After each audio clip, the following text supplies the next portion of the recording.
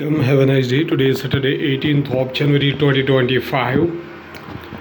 The 18th January stands out in the history marking the passing of Nandamuri Takarama Rao NTR, an illustrious figure in both Telugu cinema and Andhra Pradesh politics on this day in 1996.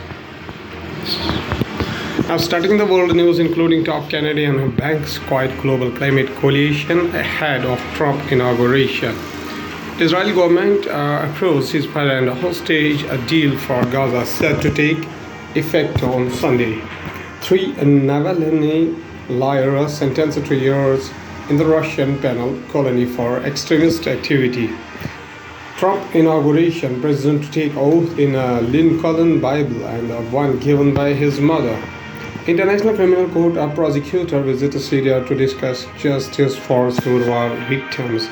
TikTok CEO thanks Trump for push to keep app available in United States as ban looms. Now, starting with the Hindu newspaper, we have Israel's cabinet approves deal for ceasefire in Gaza and release of dozens of hostages. Protesters demonstrate in solidarity with the Palestinians in the Gaza Strip as Israel kept up strikes on the enclave following the announcement of ceasefire deal between Israel and Hamas. The deal brings Israel and Hamas a step closer to ending their deadliest and most destructive fighting ever. Israel's cabinet approved a deal early on Saturday, January 18, that is today, 2025, for the ceasefire in Gaza and the release of dozens of hostages that will pause the 15-month war with the Hamas for 6 weeks. The deal brings Israel and Hamas a step closer to ending their deadliest and most destructive fighting ever. France's Macron expresses support for new leadership in Lebanon as it recovers from crisis.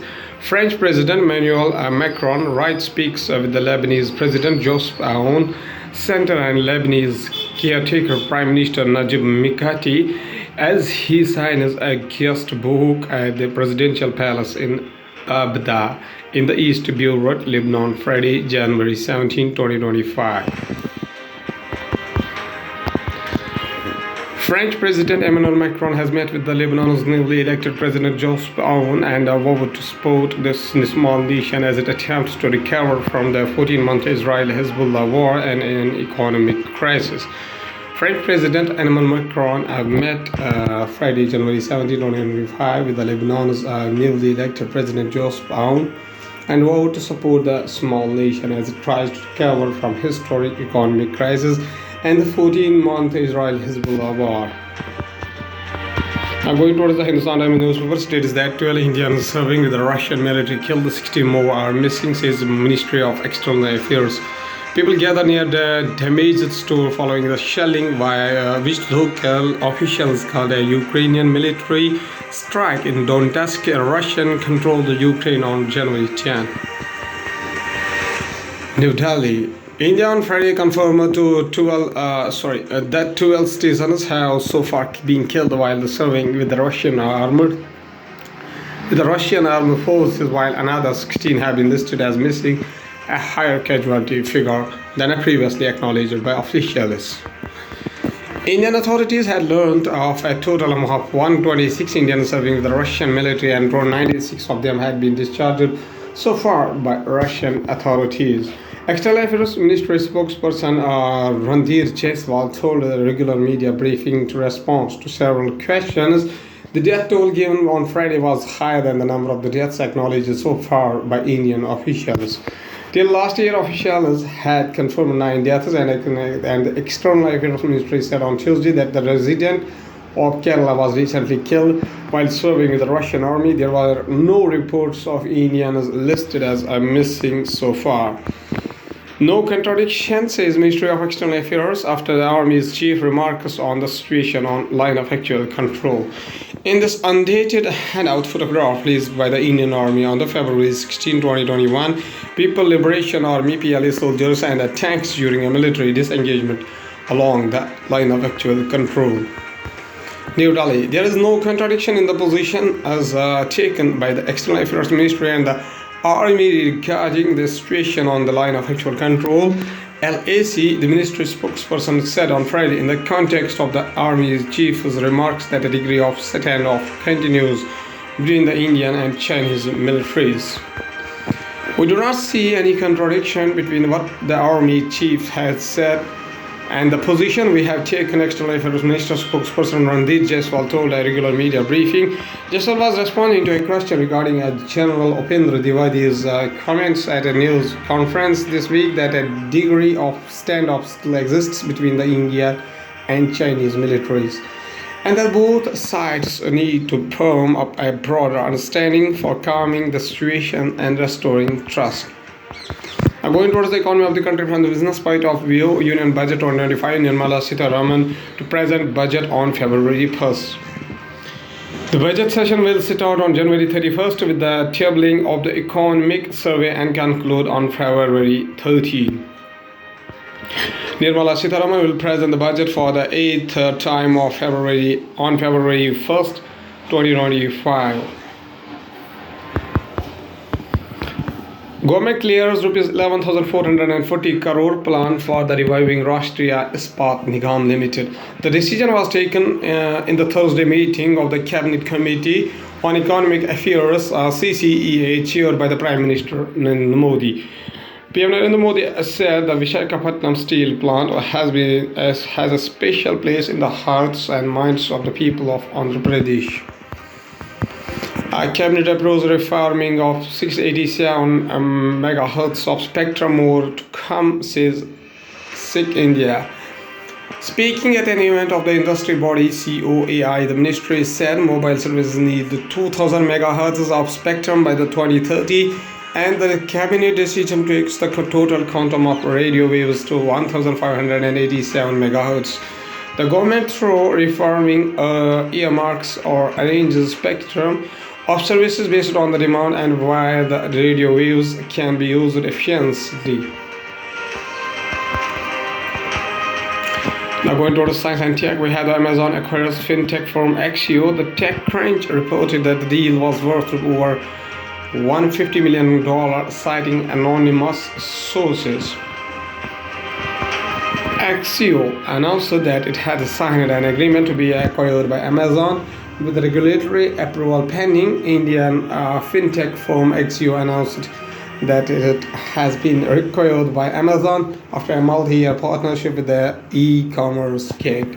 In the December, after successful completion of due diligence, we signed an agreement with Amazon for a proposed acquisition of Axio. The transaction will now await the required regulatory approvals, said Axio in a blog post. Assam red hole mine tragedy, dying for black gold.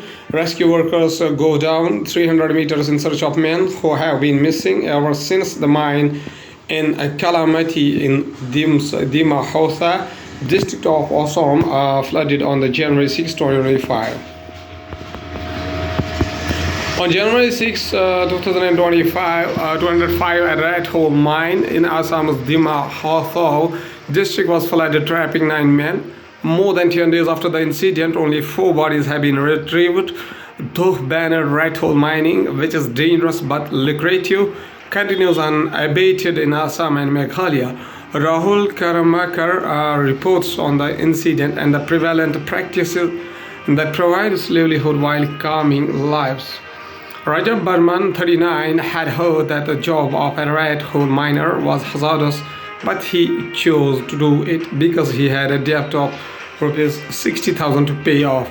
A resident of Stala Bazar village in western Assam, Kokrajhar district, Burman decided to work at the Kalamati mine in the Omrangso area of Dima Hausa district via middleman.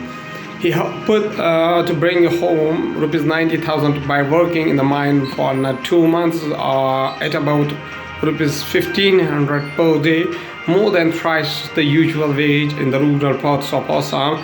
This translated into earning of 90 to 100 rupees per kilogram of coal extracted at an average of 15 cartloads of the fossil fuel stripped of the mine.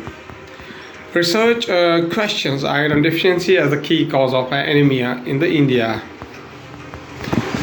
That iron deficiency was responsible for only a minority of anemia or prevalence suggested that it was a time for a more nuanced policy intervention to address anemia, the study said.